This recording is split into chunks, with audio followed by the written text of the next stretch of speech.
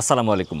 আজকে আমরা জানব পাসপোর্ট আবেদন করার সময় আপনি আবেদনপত্রে ডট ব্যবহার করবেন নাকি করবেন না।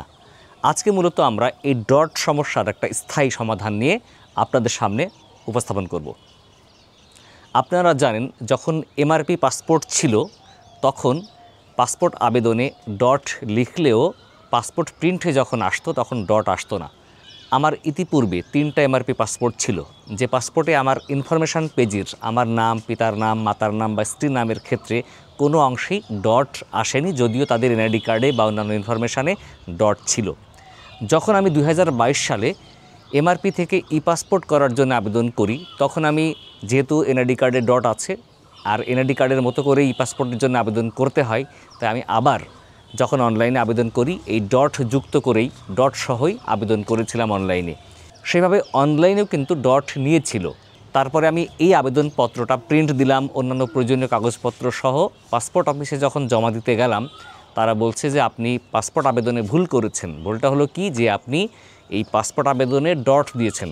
এই পাসপোর্ট আবেদনে ডট চলবে না, আপনাকে এই ডটটাকে আবার সরিয়ে আবার কারেকশান করে নতুন করে আবেদন করতে হবে, যেটা হ্যাসেল। কেননা আবার নতুন করে আবেদন করতে গেলে আবার নতুন করে ব্যাংকে টাকা জমা দিতে হবে, কারণ আমি যে আবেদন করেছি সেই আবেদনের নাম্বার ধরে অলরেডি আমি ব্যাংকে টাকা জমা দিয়ে ফেলেছি।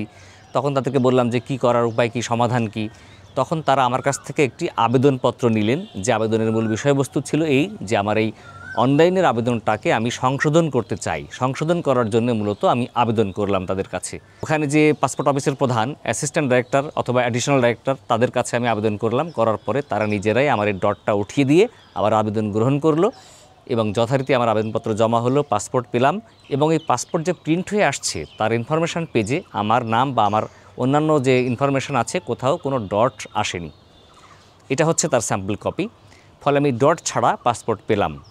পরবর্তীতে কিন্তু আমি সবাইকেই এই পাসপোর্ট আবেদনের সময় ডট না দিয়ে বা ডট ছাড়া আবেদন করতে বলেছি। এবার রিসেন্টলি মানে গত সপ্তাহে আমি আমার স্ত্রী এবং আমার সন্তানের জন্যে আবার ই পাসপোর্ট করতে আবেদন করেছিলাম। তো আমি আবার কী করলাম, দেখি না এবার কি হয়। তো আমার স্ত্রীর এমআরপি থেকে ই পাসপোর্ট করার সময় আমি আবেদনের সব ক্ষেত্রে ডট দিয়েছি। আমার সন্তানের ই পাসপোর্ট আবেদনের সময় ডট ব্যবহার করেছি এবং সেখানে যে আমার নামটা ব্যবহার করেছিলাম, পিতা হিসেবে আমার নাম দিলাম।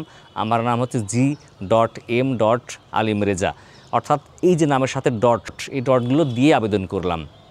তো কী হলো, আমার অনলাইনে কিন্তু ডটটা নিল, আবেদন করার সময় ডট নিল। তারপরে আবেদনপত্র প্রিন্ট নিয়ে অন্যান্য কাগজপত্রের সাথে যথারীতি পাসপোর্ট অফিসে আবেদনপত্র জমা দিলাম। তারপরে কি হলো, এই পাসপোর্ট আবার প্রিন্ট হয়ে আমরা হাতেও পেলাম।